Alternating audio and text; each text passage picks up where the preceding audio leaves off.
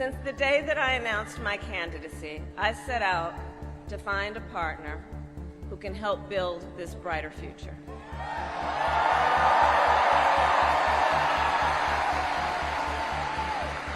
A leader who will help unite our nation and move us forward. A fighter for the middle class. A patriot who believes, as I do, in the extraordinary promise of America. So, Pennsylvania, I'm here today because I found such a leader. I couldn't be prouder to be on this ticket and to help Vice President Harris become what we all know is very, very good for us to think about. Next President of the United States of America. I learned the art of compromise without compromising my values.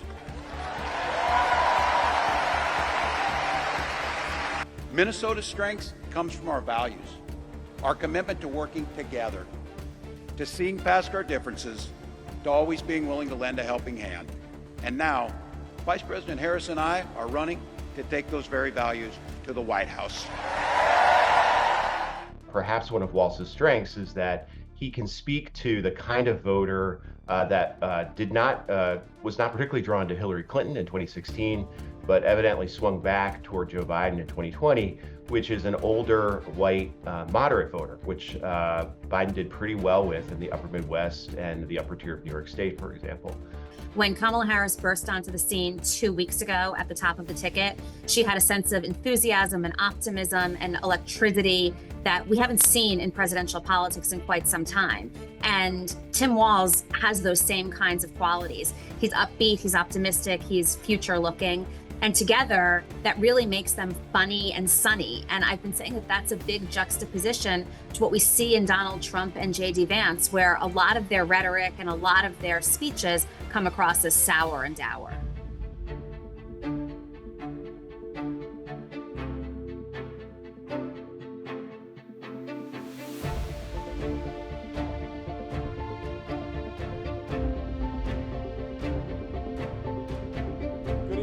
Tim Walz, Governor of Minnesota, hereby proclaim June 24th through the 30th, 2024 as Gymnastic City, USA.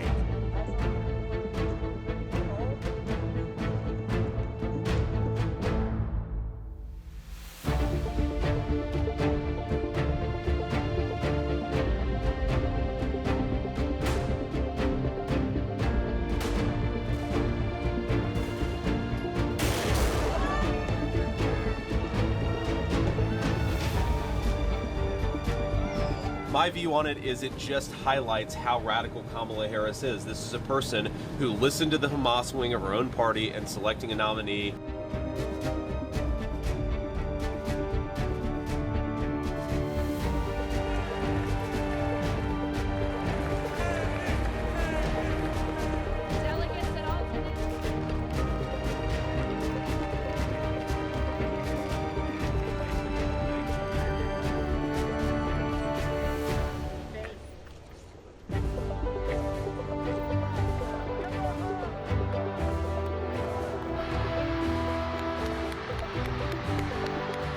It's going to be won in the battleground states. But in those battleground states, there are two sets of voters who matter. The first are the base voters.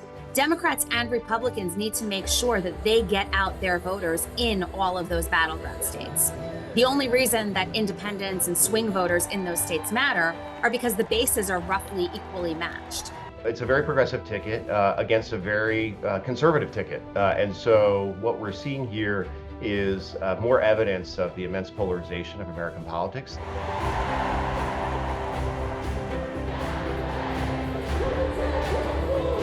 We just got to fight. Because as soon-to-be President Harris says, when we fight, we win!